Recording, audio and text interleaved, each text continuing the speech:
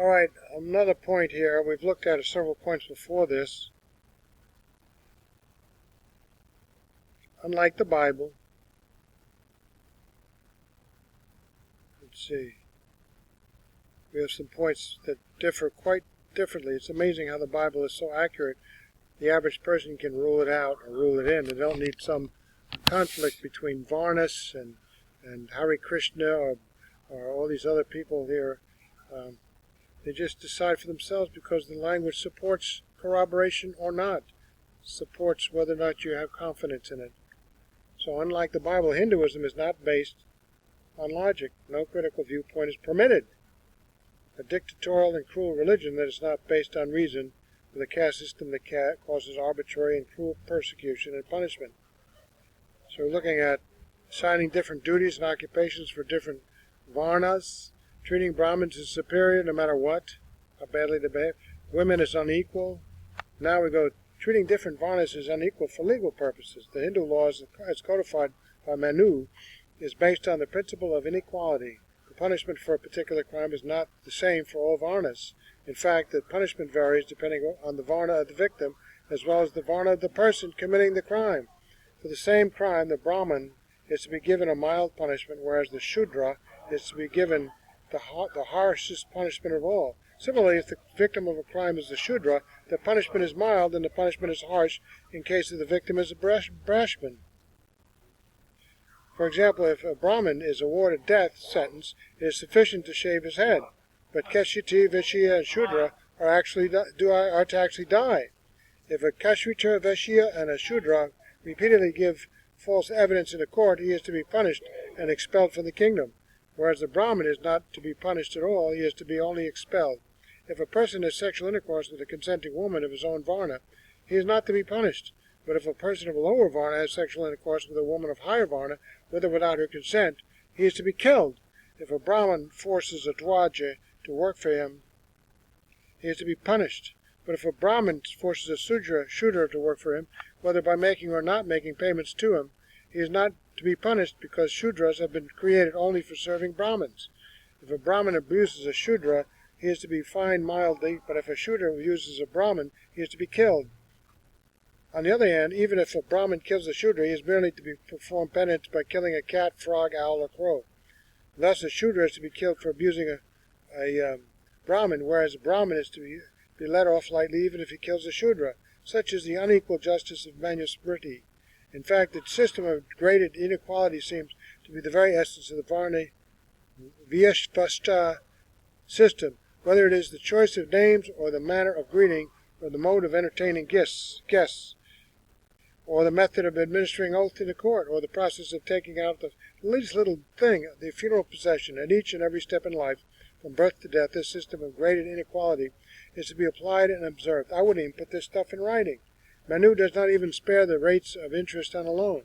For borrowing the same amount, Kshatriya has to pay more as interest than Brahmin, Vaishya more than Kshatriya, and the poor Shudra has to pay the maximum amount as interest. Wow.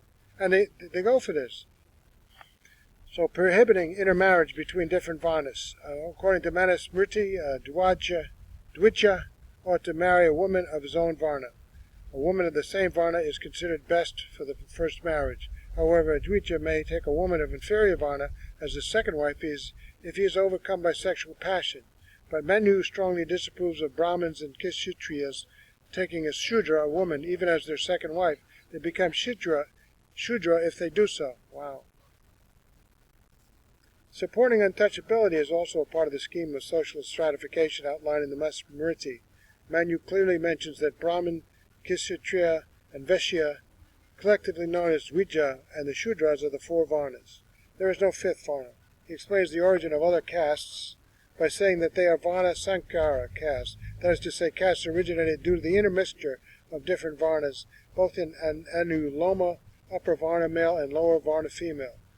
I don't know, you have to learn all this stuff, you'd probably drive yourself crazy. In Prataloma, lower Varna and male and upper Varna female manner.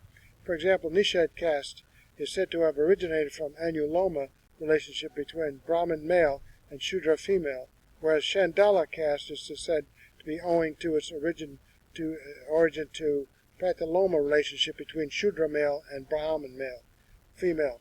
Manu seems to be disapproving of Pratiloma relationship more than Anuloma because he describes Chandalas as the lowest of the low castes. Let us see what Manusmriti has to say about Chandala. The Chandala says Manusmriti must not ever reside inside the village. While doing the work, they must reside outside the village at cremation ground on mountains or in groves. They are not entitled to keep cows or horses, i.e. as pet animals. They may keep dogs and donkeys. They are to wear shrouds. They are to eat in broken utensils. They are to use ornaments of iron and not of gold. They must keep moving from one place to another, not residing at the same place for a long duration. They must not move around in villages and cities in the night hours. They must enter the villages and cities in daytime with king's permission, wearing special symbols to enable identification, and take away unclaimed dead bodies.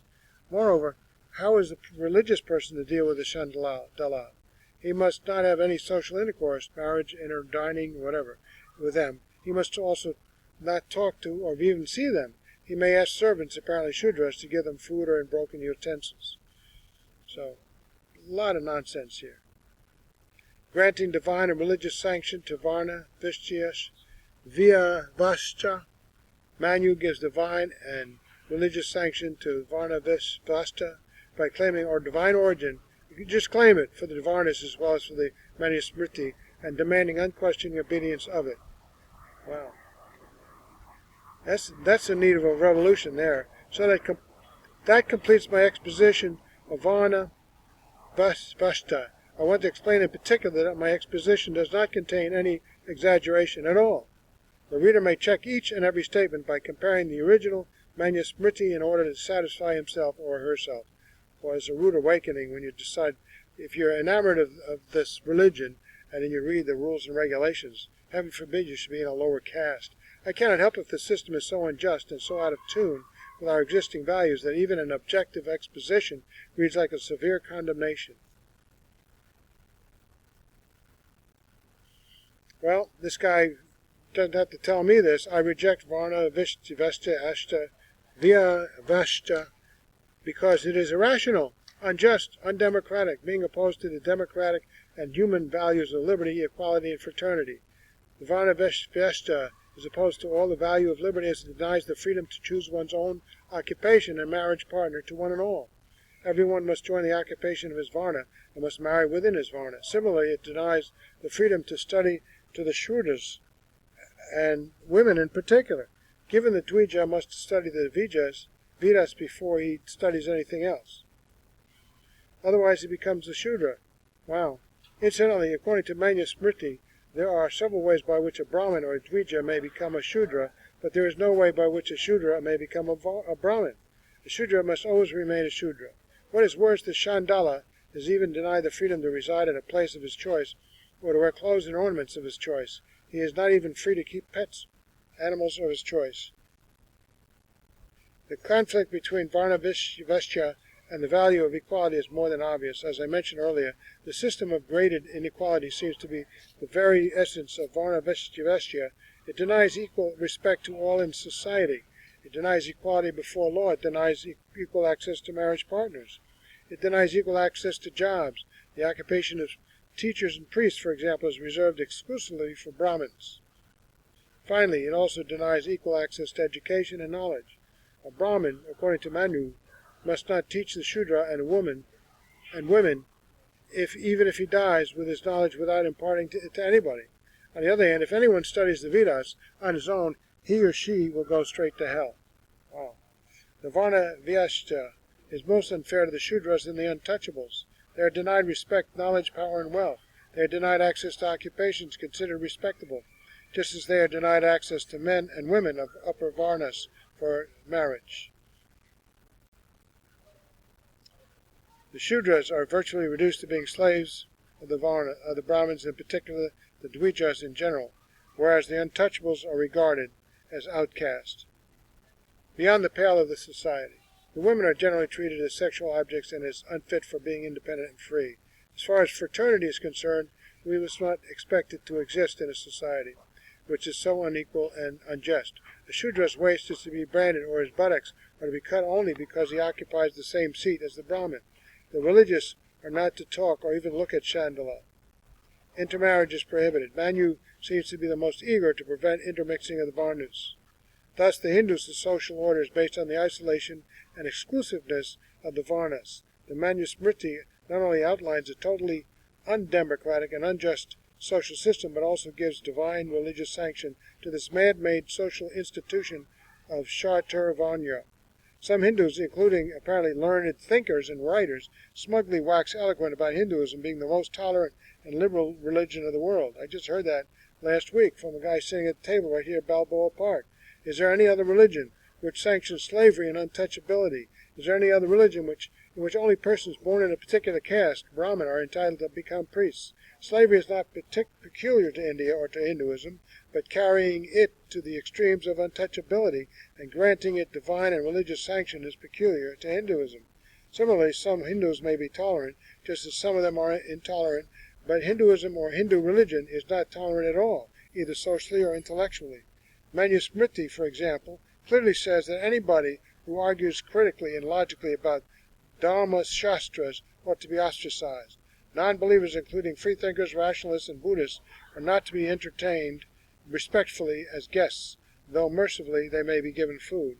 The families of non-believers are destroyed sooner than later, according to Manu. A state with a large number of Shudras and Nastikas soon meets its own destruction. Manusmriti is full of abusive epithets for freethinkers and non-believers. The unorthodox Nastikas are sometimes equated with Shudras, sometimes with the Chandalas, sometimes with thieves, and sometimes with lunatics. Such is the generosity of human dharma. Well, what do the apologists say in defense of the Varna-vyavastha? Let me consider what apologists of Varna-vyavastha have to say in its defense. More on this next time.